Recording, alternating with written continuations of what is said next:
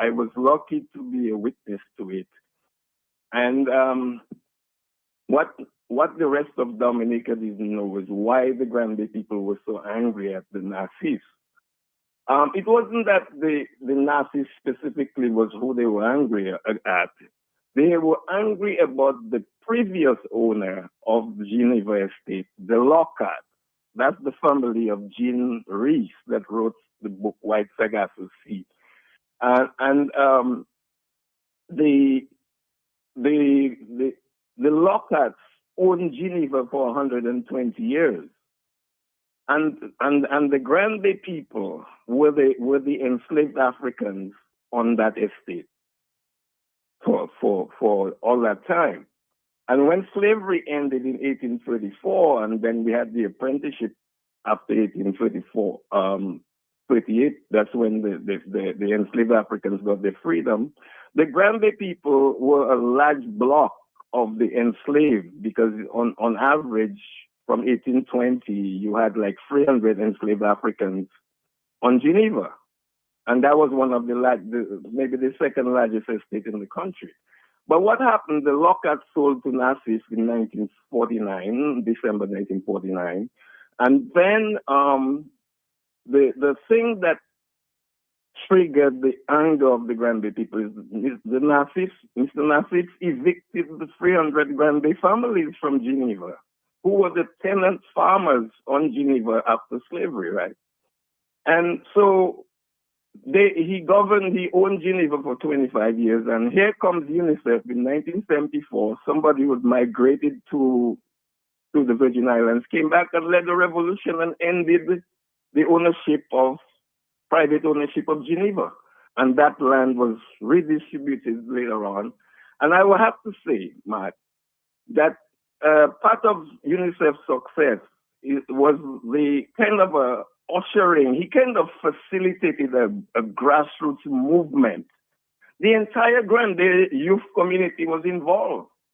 It wasn't just him and his band of revolutionaries. And he succeeded. And his family was one of those evicted from Highland at Granby. So UNICEF, his memory will be there. He didn't get he will never get national hero by the state of Dominica.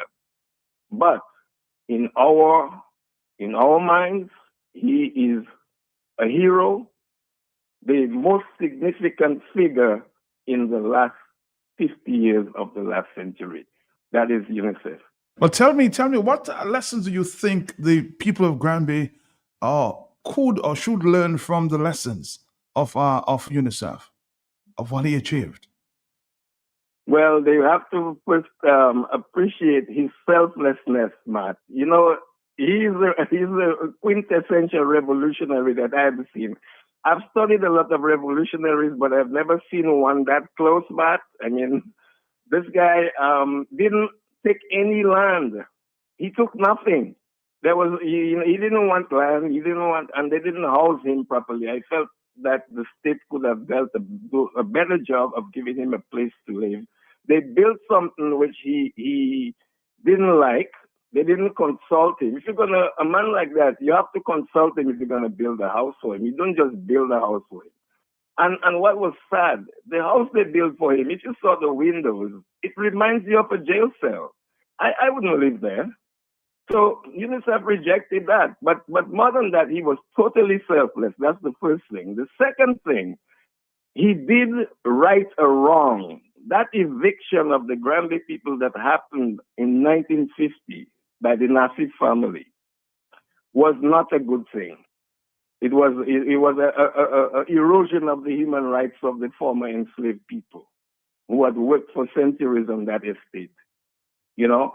And so he brought back dignity to the Granby people. And then he ensured that they got land, because we had a land problem after slavery in Granby. Very, very interesting there. But Granby doesn't have that, if you will, the kind of courage that they used to have many, many years ago. Some people will say, you know, what has Granby become?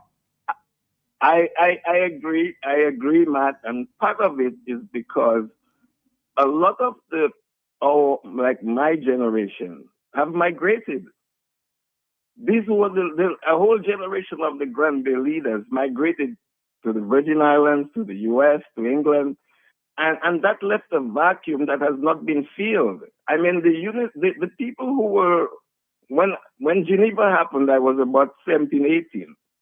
And after that, I left. I mean, in a matter of 6 more years, in a few years, I left. Not even, so a whole group of people left. A lot of them are in St. Thomas, right? And Granby, I think, has not had the political leadership.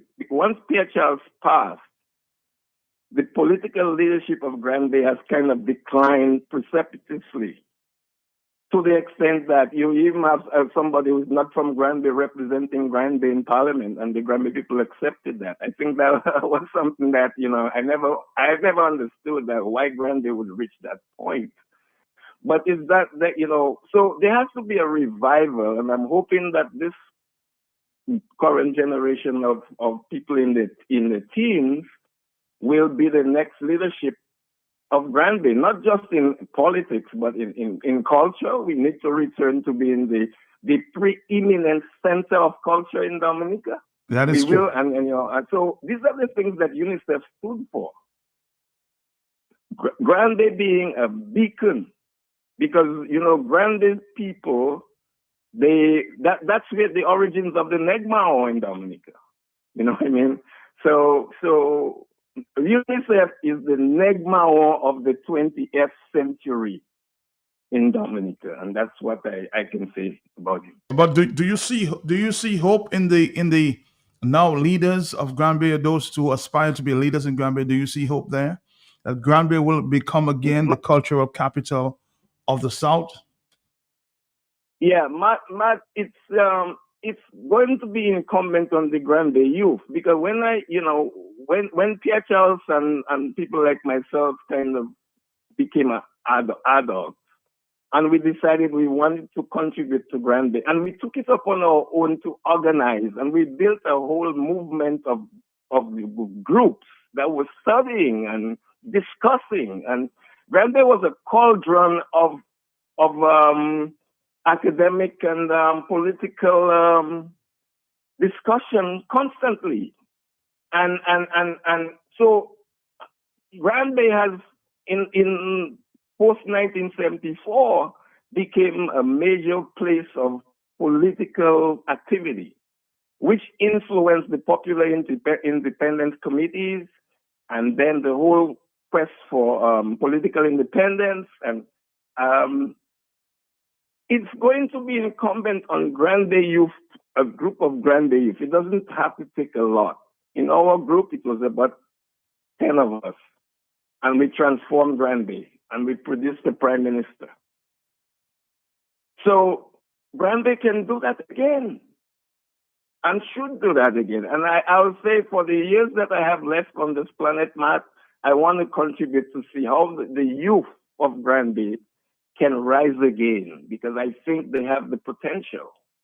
Because we have, most of the youth have gone for secondary education, which we didn't have in the 70s.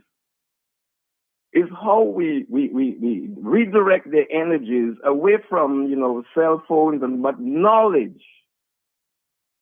That is what we have to be promoting: knowledge and science and technology, and partnerships with other people, relationships with our people in Martinique. Granby has a strong historical link with Martinique, and we need to nurture that relationship. I'm hearing that, of course, Q95 is right next to the bus stop, so I have always conversations with the bus drivers, who a lot of them believe that Granby is not getting the kind of representation that it deserves. You agree? Well, it certainly has not been getting, since the passing of Honorable Regis.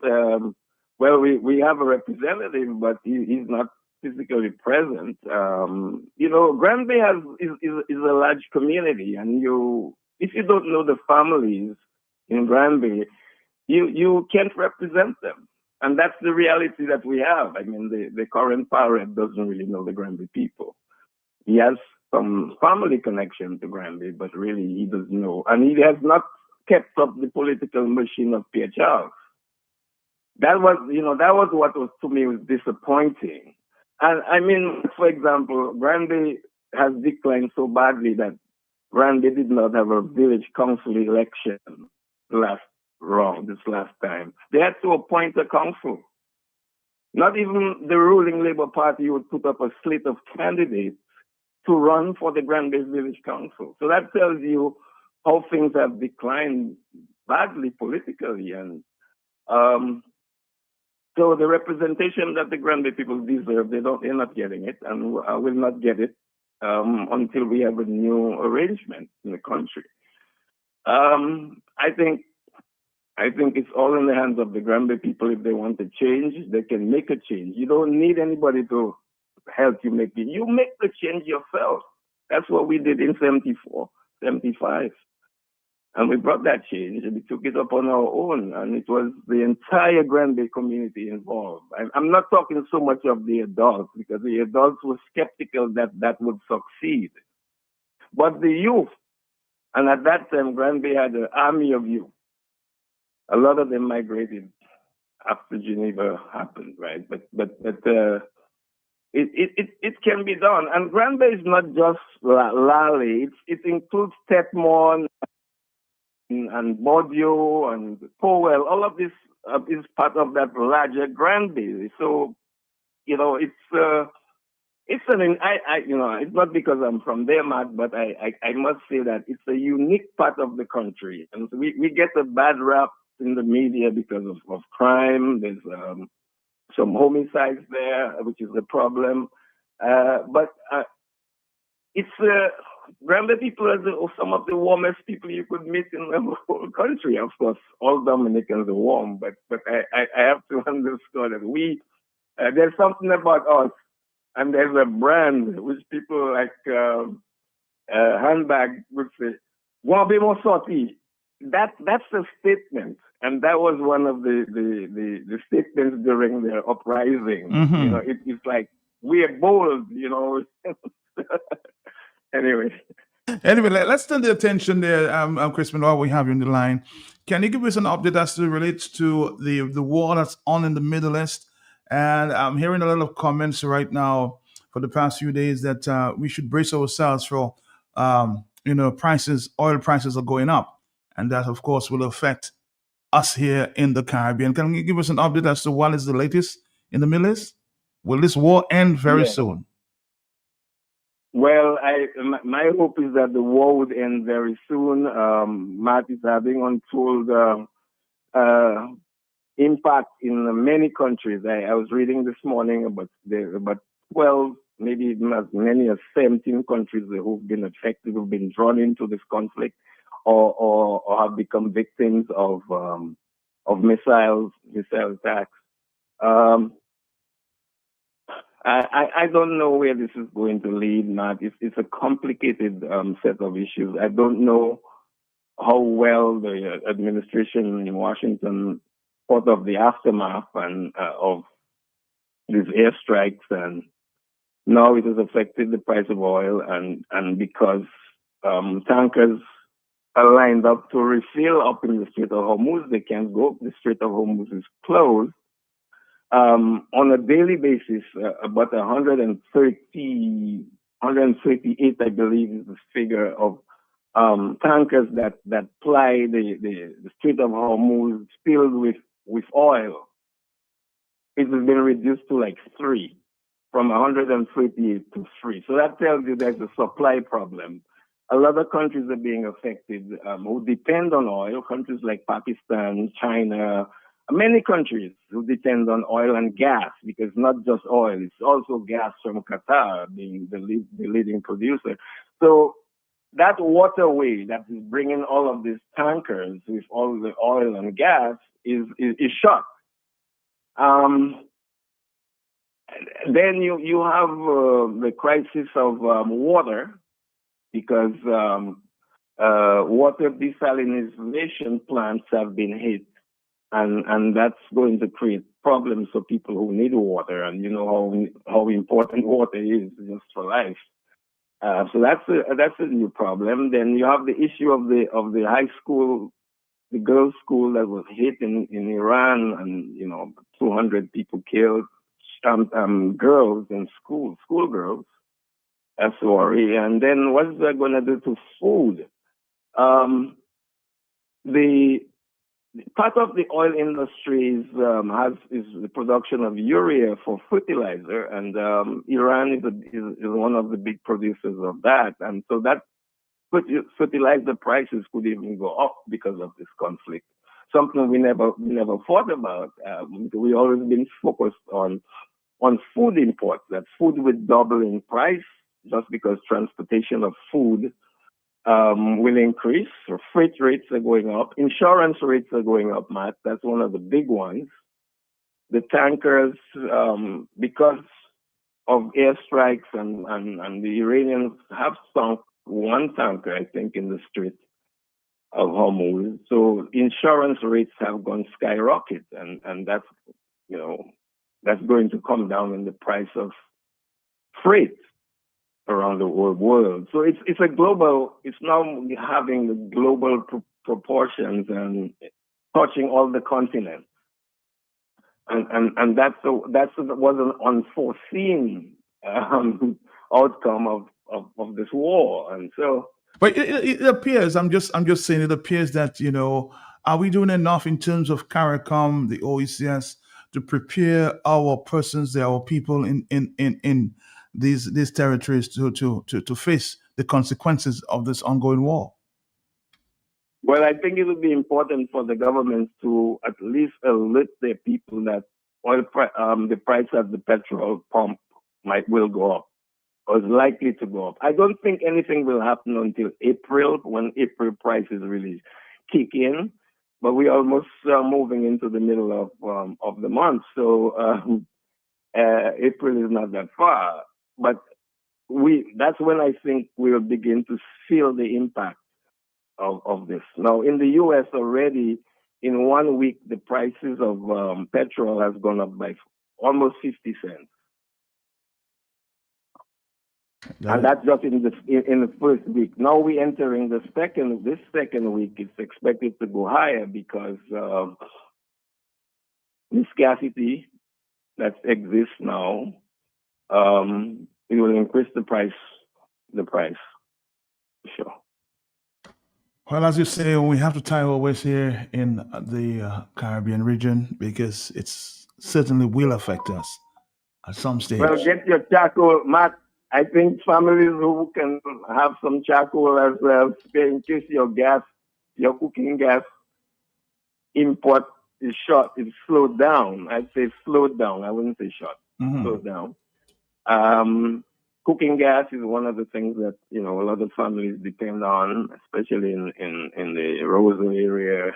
If you're in the villages, you can burn some wood and make a fire, but if you're in a houses in Roseville, that's not an option. So it could be hard for people, and that could increase even bus fares, because bus drivers might say, okay, if I have to pay more at the pump, then I'll have to increase it 50 cents again. So I don't know. I'll have to pass it on. You're right. I'll have to pass it on. Yeah, these are some of the things that could happen. I'm not saying it's going to happen. Let me be clear. I'm not saying it's going to happen, but the trend we are seeing, Matt, is moving. It's like a train on a track. It's moving so quickly. Think events are happening by the minute. What is happening right now at this hour may not be at 5 o'clock this afternoon. Things are changing. This war is dynamic. It's we don't know what will come next. Because I've heard Trump saying this would be short lived, but in terms of what I'm hearing there from other networks, it may be a long war because the Iranians will react some way or the other. Yes, and my worry, Matt, is that whether it will draw in the bigger powers, China and Russia, who both have interest in Iran. In fact, China buys all of Iran's oil. So if they're not getting oil, that is going to affect their economy. So I hope that they will speak to President Bush, President Trump, and say let's bring this to an end. Let's go back to the negotiating table. That would be my position, Matt. You're saying back to negotiate. Iran got a lot of damage. Iran got a lot of damage, and I'm sure they've learned some hard lessons, and they lost the spiritual leader, and not only of Iran but of the Shiite Muslims, and they run into, I'm told, about 300 million Shiite Muslims in the world, right? And they lost their spiritual leader. So that is another thing that is it's an unknown what's going to happen about that, because there are a lot of angry people because of that. All right. Well, Crispin, again, thank you for joining us there and speaking to some of the issues on the ground. Thank you. Crispin Gregoire.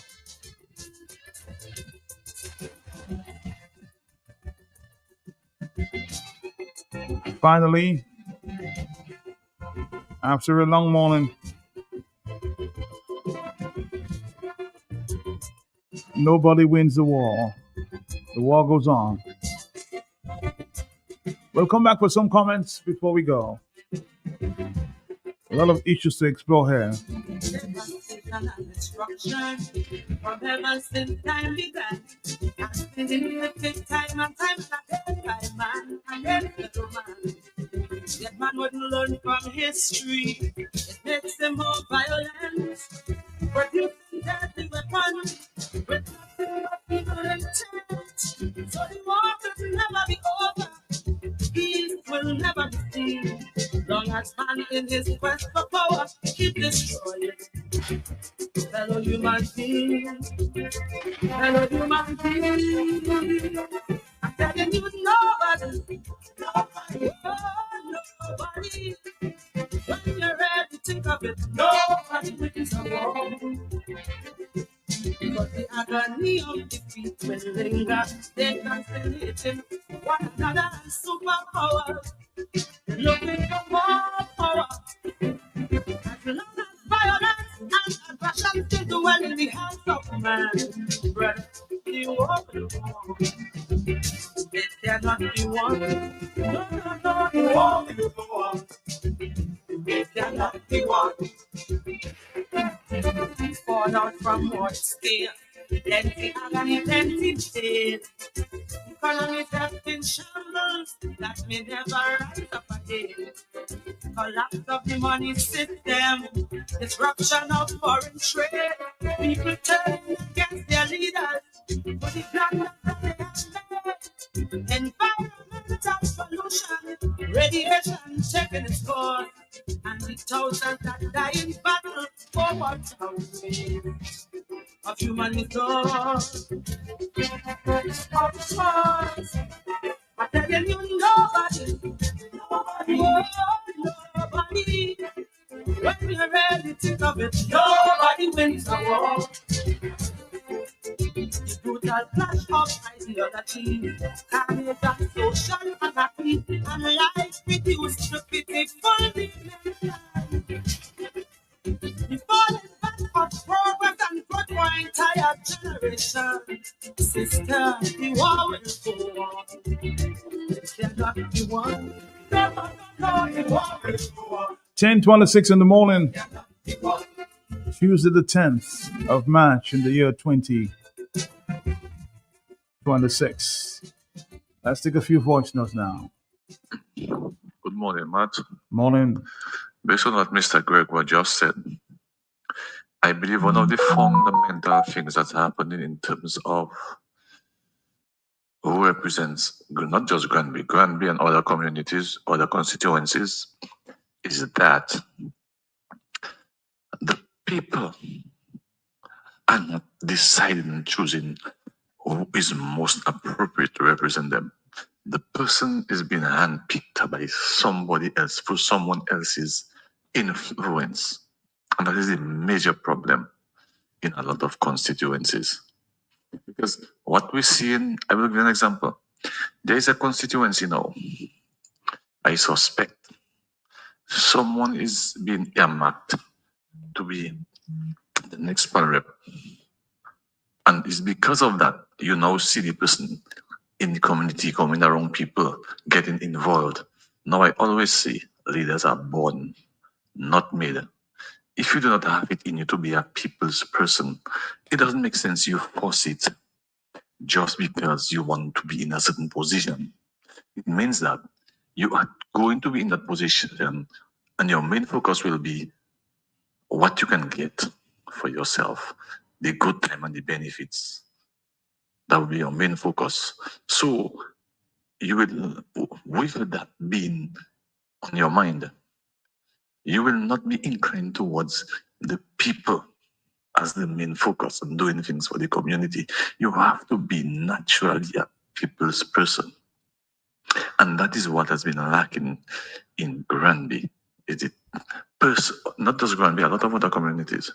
The persons, even in the village councils, people are going into village council because of certain influence. Somebody tell them they want them to go up, why don't go up? What if it's not in you to serve people, to have a bigger heart for humanity? Listen, that is not for you. So the people of Granby, and the other thing is that it doesn't have to be someone who has a degree or degrees Fahrenheit and degrees Celsius. A simple person who is a grassroots person, who is a people's person, can be a representative. Until we observe those things and put respect on those things, those perspectives, people will be handed down to us as, look, I want that person will be a representative. Look, this person will be a representative. The other thing that happened in Granby is, even within the Labour Party had factions. So this faction wanted this person, that faction wanted that person for the same party. So you see where the unity is lacking, and you see what happened?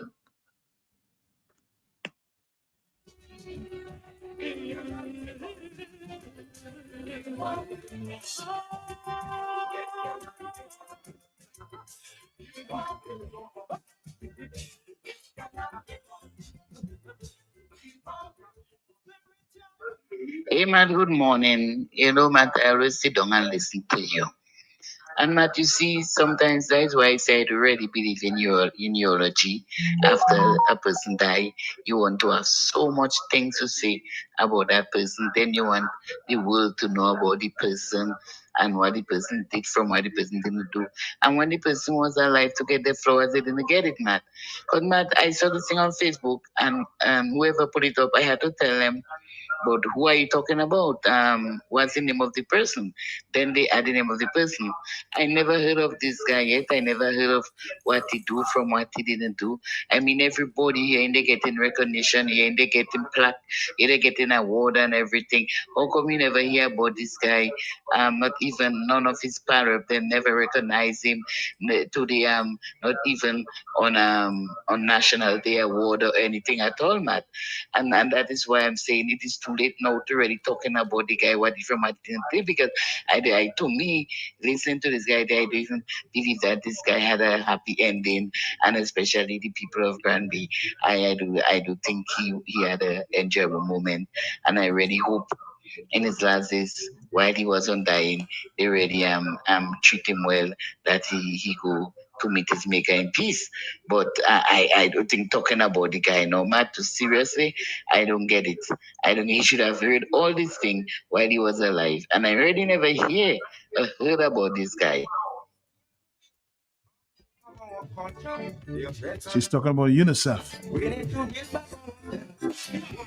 Who was the lead figure as it relates to this revolution that took place Geneva Estate?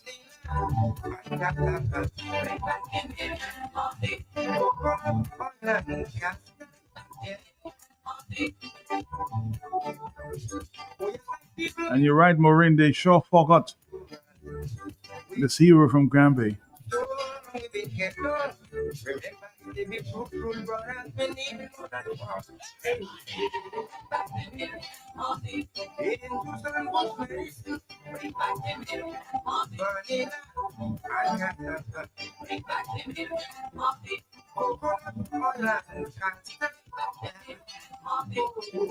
Somebody says, man, spread some hope sometime.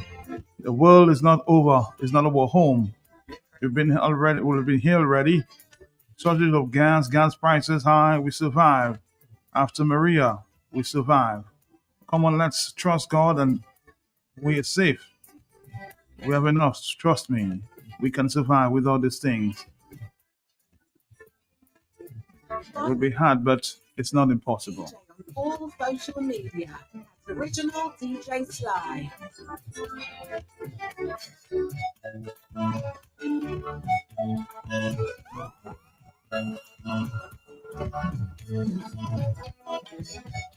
Matt, good morning. Listening to you and Mr.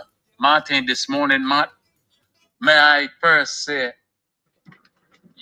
Appy has been consistent all along with the information to the people. And I heard that news report, I think it was yesterday or maybe a couple of days further. I don't remember, but it was a couple of days, a few days gone by, whatever. But the thing I had in mind, Matt, is that was just hype. And just like Afi said, my thought was, this is just a test. Meaning a test, it could be successful, or you could find issues. So, like he said, it takes a 5 to 7 year testing period to see if this thing is going to be viable for output. Also, my question is, out of this ordeal, when is the people of Dominica and Dominica on a whole is going to benefit from that project?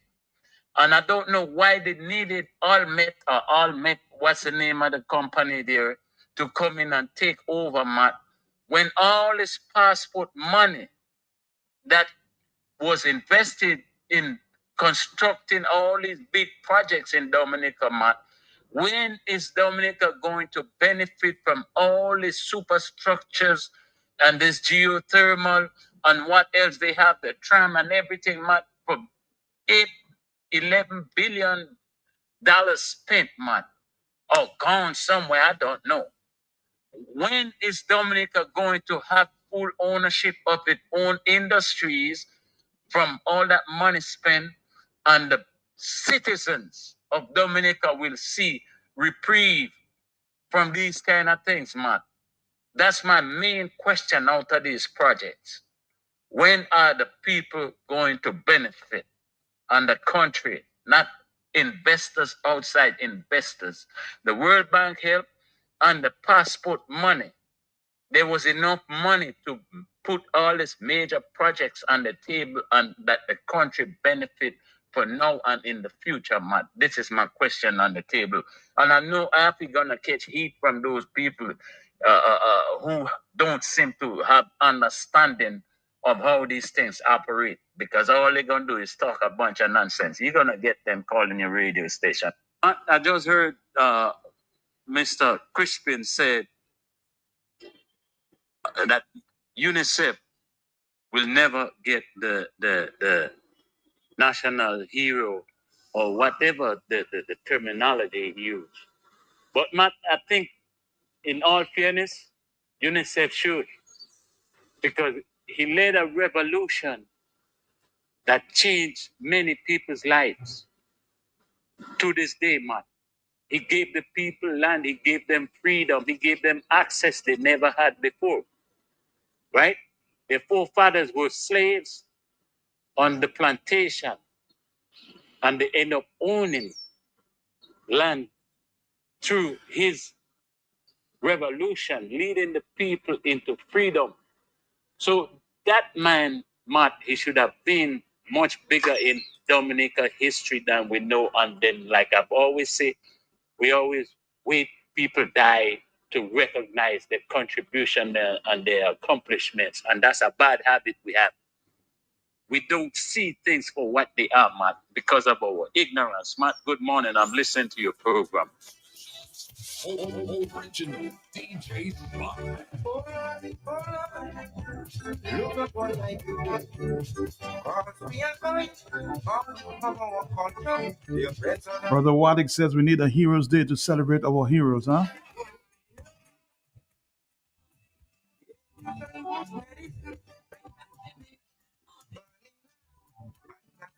Mr. G had a 3-hour program of the Geneva Revolution featuring UNICEF. And of course, Wallace also did a Creole Heartbeat program with Crispin and the Geneva Revolution as well, 1974. But we need a Heroes Day to celebrate our heroes, huh? The few day of the cultural ambassador.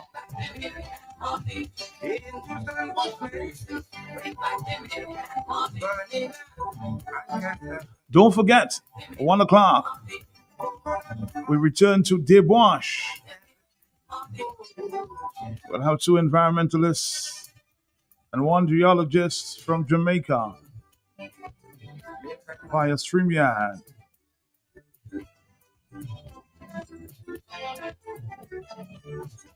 Will the government keep exploring? Is it the right tariff? A rock? The Caribbean Movers DJ on all social. We'll find out more at 1 o'clock hour. Matt, good afternoon. Oh, Matt, good afternoon. What am I thinking, Matt? I think we're still morning. Matt, I listened to Greg, this guy from Crispin. the Granby area, spoke of so highly of this man, whom he thinks, or I think everybody thinks should be an icon in the Granby area, or maybe Dominica as a whole, and I took a look at him, and like as I said, you really did not really hear about this guy. And I heard Crispin said that somebody tried to build him a house. Did he have a house? Did he have a place to live? And he did not like the house that they built him. And but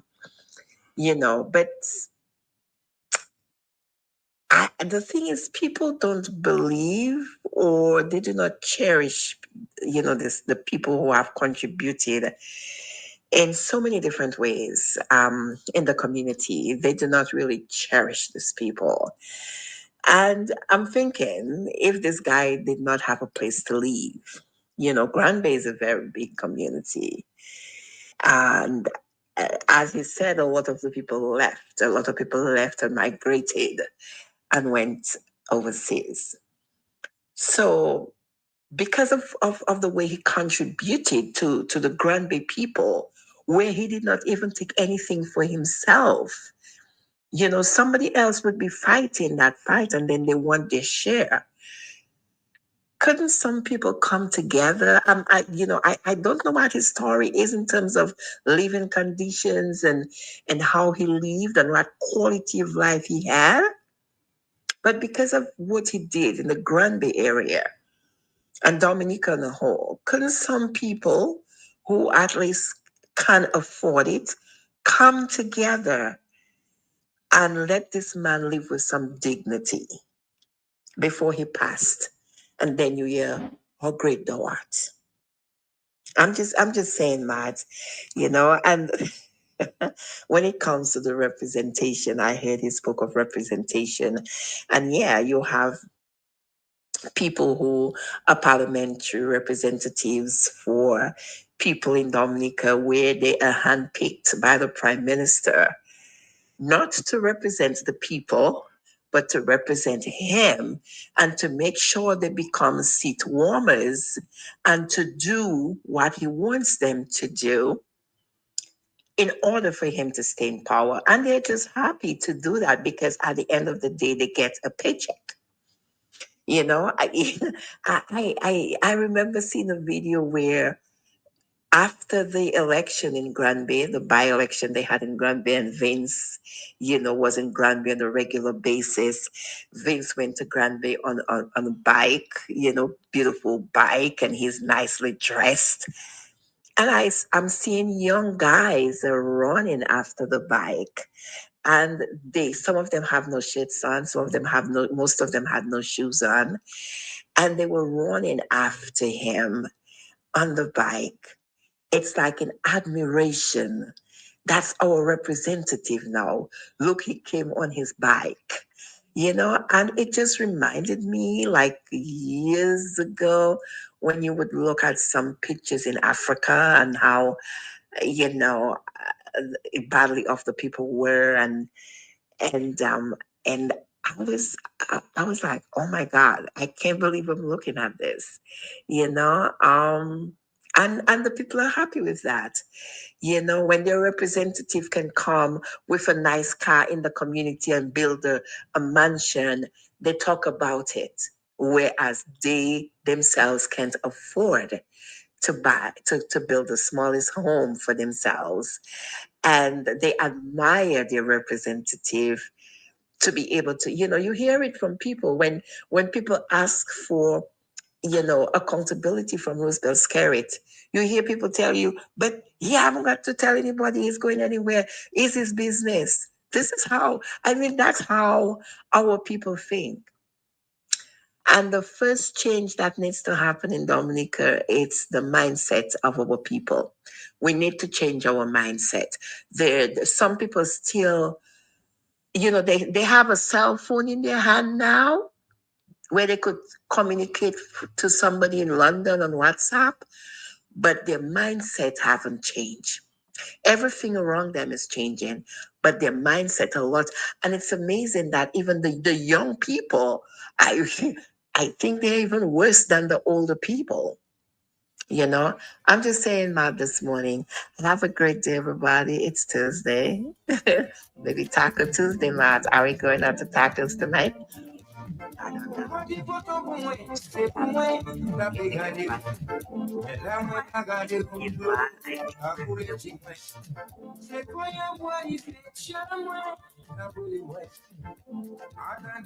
Somebody's asking the question, why do you think Granby has been sidelined and left out of the real development for the past 40 years?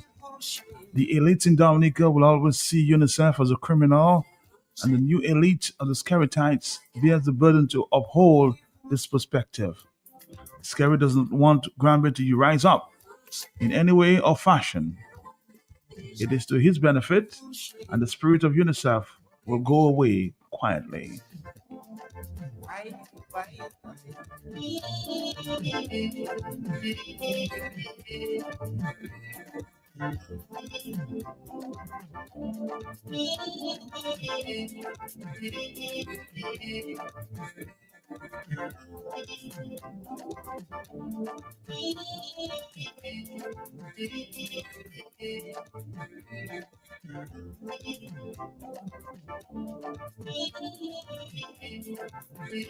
Somebody's asking, why don't you think Lennox Honeychurch never documented the Geneva Revolution?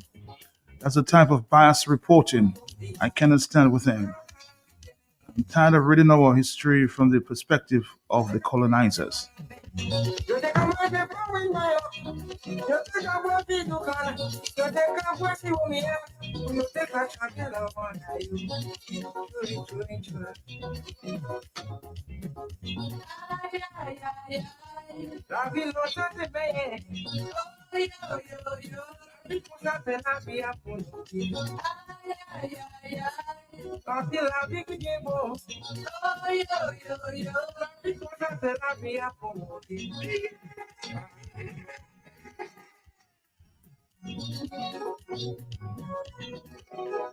We are too greedy for worldly pleasures, but I always say, have all, lose or live it all.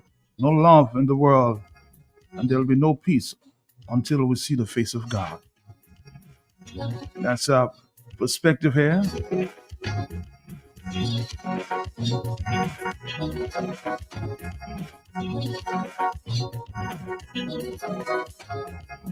You are now rocking with the best DJ Scott, aka the original guy. In the memory of UNICEF,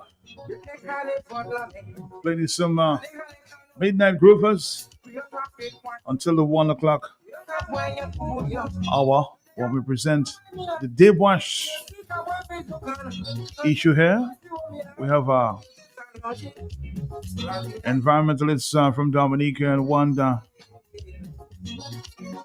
Expert geologist from Jamaica, University of the West Indies.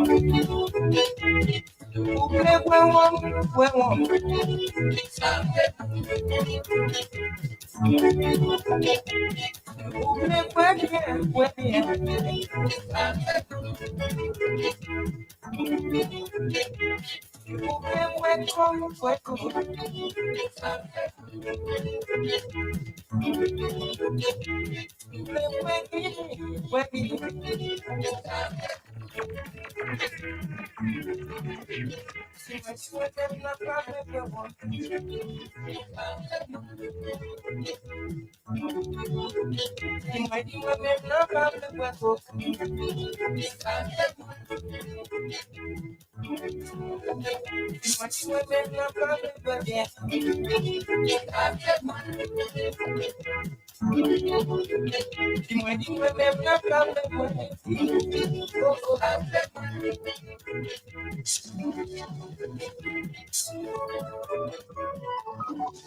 tuned into the ladies' favorite DJ, the dance specialist, original DJ Spot.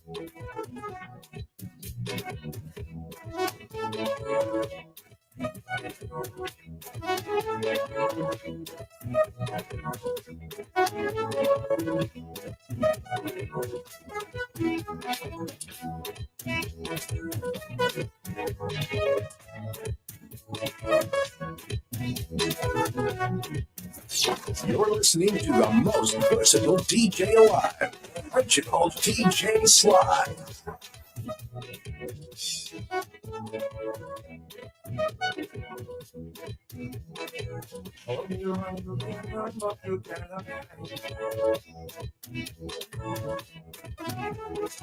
The more you look at the less you see.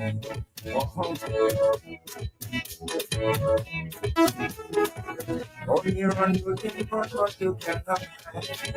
Oh, the more you look at the less you see. My brother. You're sorry about that little time. We are all from my people blessing. And my crooked over why don't I be on? Yes, sorry. Why don't I be on? I'm sorry. Why don't I be on? Yes, sorry. Why don't I be on? I'm sorry.